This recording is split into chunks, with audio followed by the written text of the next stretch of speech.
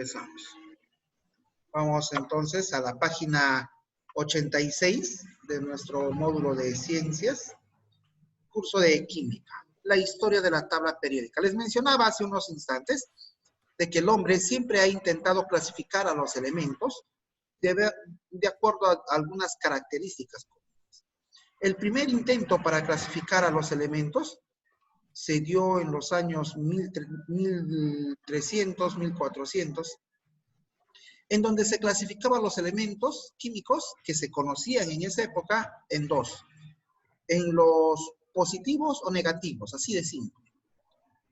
Luego fue cambiando su nombre a electropositivos y electronegativos, nada más. Sin embargo, era una forma muy simple, muy sencilla para clasificar a los elementos. No había un modo mucho más concreto, por lo que era necesario que se utilicen algunos otros criterios que se fueron utilizando más adelante. El primer intento para clasificar fue de Berzelius en 1813. ¿Qué hizo este señor Jacobus Berzelius? Él fue justamente el que clasificó en los elementos electropositivos y en los electronegativos. ¿Y quiénes eran los electropositivos? Eran aquellos elementos que siempre perdían electrones. En otras palabras, eran los metales. Y los electronegativos, obviamente los que ganaban electrones, y eran los no metales. Y así se clasificó los elementos químicos, en elementos metálicos, elementos no metálicos. Sin embargo, habían características que no coincidían entre los mismos elementos metálicos. Así que se tenía la necesidad de buscar otros criterios de clasificación. Así aparece el señor alemán, el químico alemán Johann Dobereiner, para clasificar a los elementos químicos de 3 en 3. Y él, a su modelo, a su forma de clasificar, las llamó triadas. ¿Y qué decía el señor Dobereiner? Él decía, si yo junto los elementos de 3 en 3, voy a observar que el número de masa del elemento central es igual a la semisuma de los números de masa de los elementos de los lados. Y pone un ejemplo. Miren ustedes acá. El litio, el sodio y el potasio. El litio tiene como número de masa 7. Esta masa atómica, 7. El potasio, 39. Y miren lo que va a ocurrir con el sodio. Sumamos 7 más 39. Aquí está, 7 más 39. ¿Cuánto es? 46, ¿no? 46 entre 2, ¿cuánto es? 23. Y efectivamente el sodio tiene el número de masa igual a 23, por lo que coincidía. Acá tenemos otro grupo, otra triada, el calcio, el estroncio y el bario. 40 más 137 entre 2 es 88,5. Y cumplía esas características. Pero no cumplía en todos los casos, por lo que tampoco fue un modo para ordenar a los elementos químicos. Posteriormente aparece el inglés John Newlands en utilizar un criterio muy sorprendente. El señor Newlands clasificó a los elementos químicos de 7 en 7. Y observó que el octavo elemento tenía las mismas características que el primer elemento. El noveno tenía las mismas características que el segundo. El décimo, las mismas características que el tercero. Y así sucesivamente.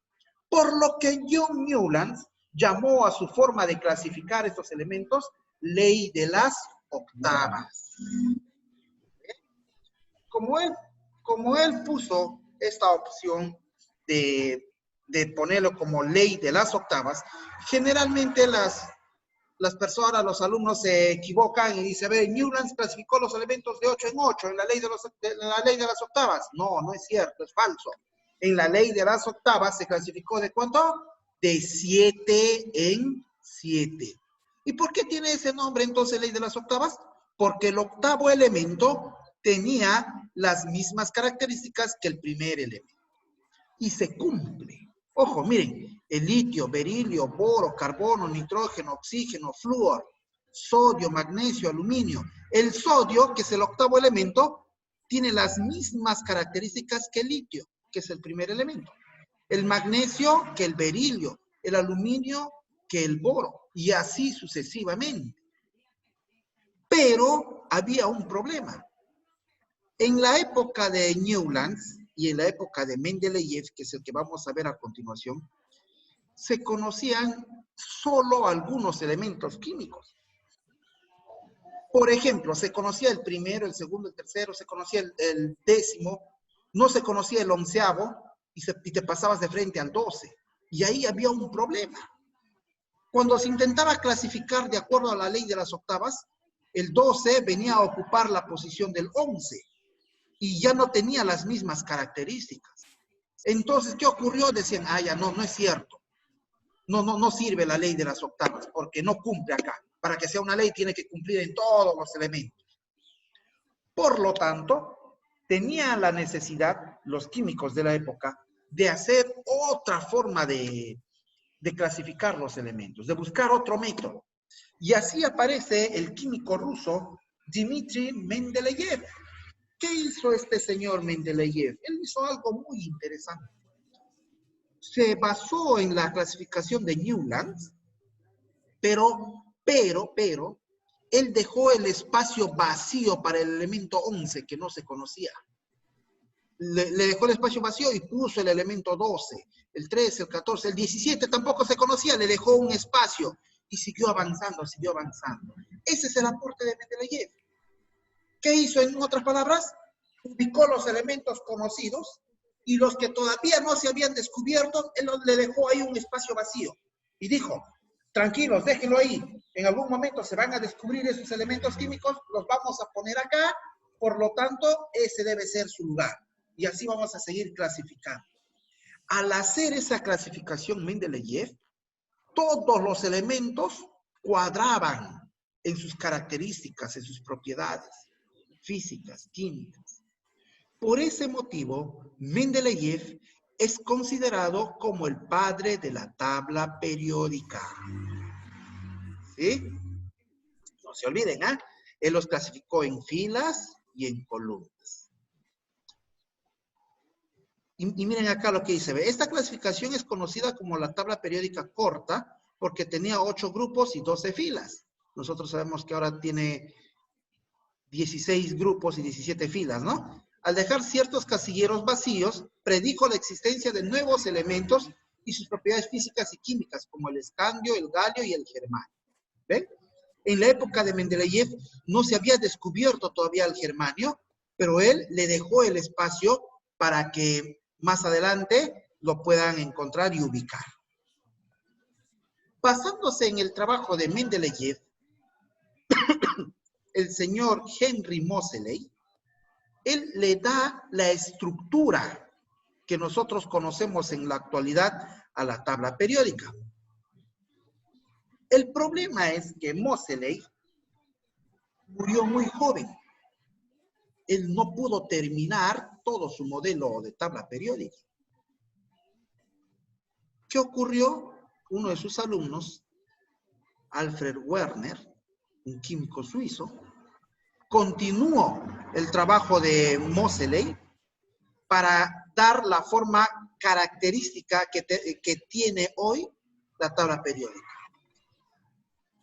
Werner, ¿qué hizo?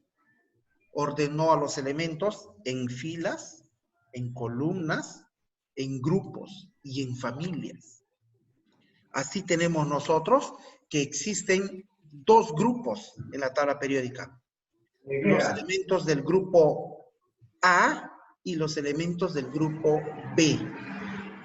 En el grupo A tenemos 8 familias.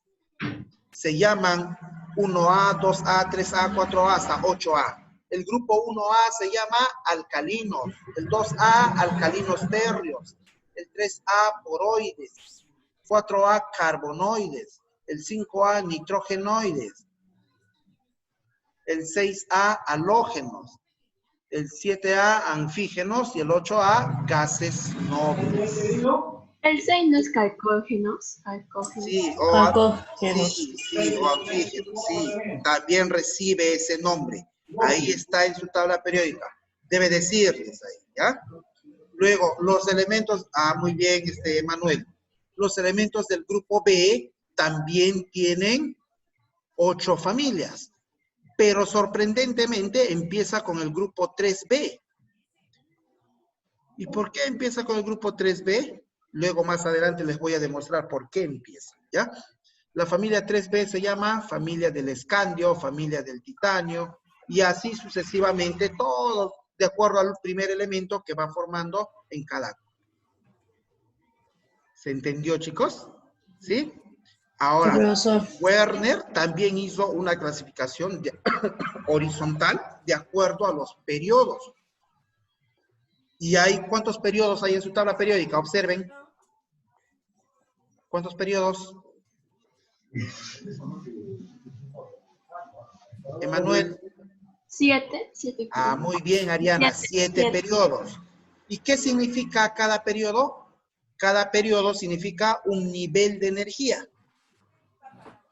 ¿Sí? Entonces, los que están en el periodo 1 significa que tienen un nivel de energía. Los que están en el periodo 2 tienen 2 niveles de energía. Los que están en el periodo 5, 5 niveles de energía. Y así sucesivamente. ¿Se dan cuenta cómo el señor Alfred Werner, utilizando todo lo que se había hecho hasta antes de él, hasta Moseley, él le dio la forma actual a la tabla P? Muy bien, chicos, hasta aquí la clase del día de hoy. ¿Alguna pregunta?